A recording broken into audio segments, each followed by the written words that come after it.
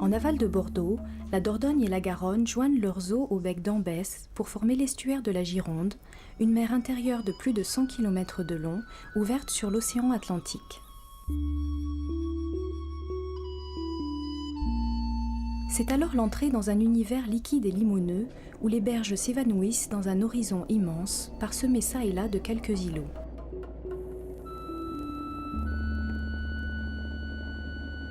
Le flux et le reflux de la marée communiquent sa respiration à l'estuaire et en fait une chose vivante. Ici, depuis plus de 30 ans, Pierre Elie, chercheur au Sémagreffe, étudie ce milieu si particulier afin de restaurer et maintenir son importante ressource piscicole. Il nous fait partager un instant les travaux du Sémagreffe sur les estuaires. Donc la caractéristique d'un estuaire, c'est quand même qu'il y a une importante intrusion des eaux marines par rapport à l'apport des eaux fluviales amont.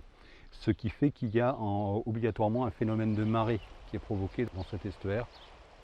Et ça peut être des marées très importantes, de l'ordre de 4 à 5 mètres, entre le niveau des pleines mers et le niveau des basses mers.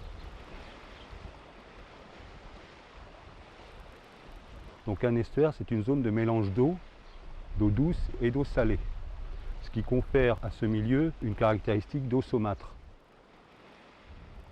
C'est autant de diversité de milieux favorisant le brassage des populations continentales et marines.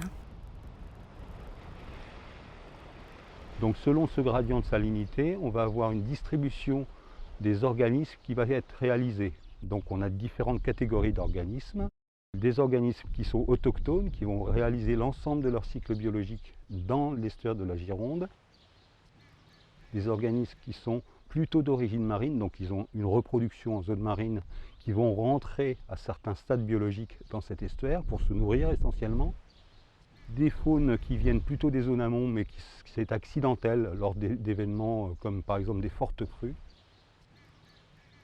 Et des espèces amphihalines, qu'on appelle les grands migrateurs en fait, comme le saumon, la truite de mer, l'anguille, l'esturgeon, la lauze, etc., qui vont passer dans cet estuaire parce que c'est pour eux une zone de préparation physiologique.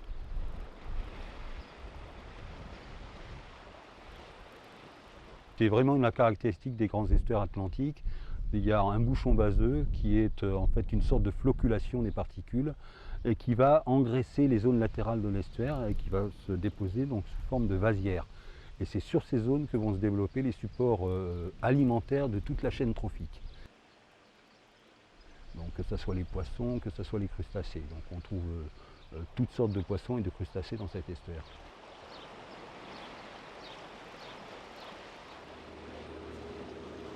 Ce sont des zones d'activité économique importantes en termes de pêcherie. L'estuaire de la Gironde représente les principales pêcheries continentales sur l'ensemble de l'aire européenne, principalement axées sur les espèces de poissons migrateurs, la lauze en particulier, l'anguille, avec son stade civelle très caractéristique. Et dans le temps, il y avait bien sûr l'esturgeon, qui est maintenant une espèce protégée.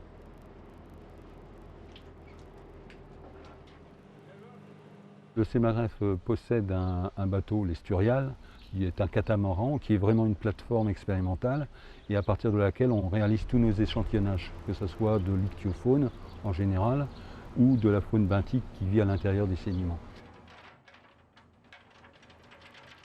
Un des principaux engins qui est utilisé pour faire les échantillonnages dans l'estuaire, c'est le chalut. C'est effectivement ce qu'on utilise pour échantillonner l'ensemble des espèces de poissons qui fréquentent l'estuaire de la Gironde, évidemment avec un tout petit maillage de manière à pouvoir capturer les plus petits individus. Aujourd'hui, nous avons capturé des gobies et des crevettes en grande quantité. La plus grande partie de la biomasse était effectivement des crevettes et des gobies qui sont à la base du réseau trophique supérieur.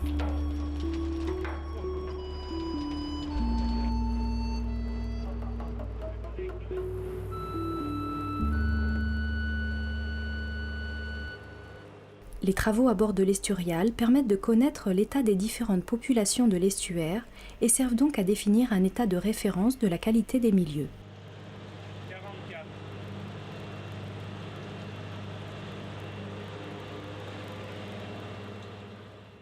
Il y a bien sûr des activités qui ne sont pas directement liées au bon état des ressources biologiques ou du bon état des milieux, qui sont des activités plutôt de type industriel. Et dans beaucoup d'estuaires, on a des conflits d'intérêts entre ces différents types d'activités. On a par exemple sur l'estuaire de la Gironde, la centrale nucléaire de Brouët-Saint-Louis, qui par son type d'activité va entraîner un impact du fait qu'elle pompe dans les eaux estuariennes de l'eau à grand débit. On a estimé par exemple que la mortalité entraînée sur la crevette était équivalente à celle de la pêcherie. Donc c'est quand même des millions d'individus qui sont mis en jeu.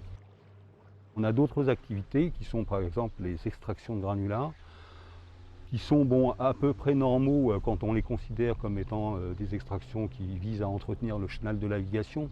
C'est évident qu'il faut leur permettre de continuer, mais par contre qui sont assez anormaux, ou on trouve qu'ils sont anormaux quand ils viennent par exemple détruire les principales zones d'alimentation d'une espèce protégée comme l'esturgeon. À partir de cette référence, toute altération dans la répartition des populations dénotera une anomalie de fonctionnement sur le bassin versant. Et un des objectifs du CEMAGREF est d'établir des règles de vigilance pour protéger ce milieu particulièrement vulnérable. Le rôle de l'équipe de Bordeaux est de mettre en place des modèles, des schémas et des modèles de fonctionnement, soit de peuplement, soit de population, en tenant compte des différentes contraintes environnementales normales, si on peut en considérer maintenant comme normales encore, et des contraintes anthropiques, donc dues à l'homme, et d'essayer de voir quels sont les impacts majeurs dans ces conflits. À longueur d'année, les scientifiques du CEMAGREF surveillent la bonne santé de l'écosystème de l'estuaire de la Gironde. Avec eux, restons vigilants pour que longtemps encore les lueurs du phare de Cordouan guident les grands migrateurs dans leur voyage saisonnier vers l'amont des rivières ou vers le grand large.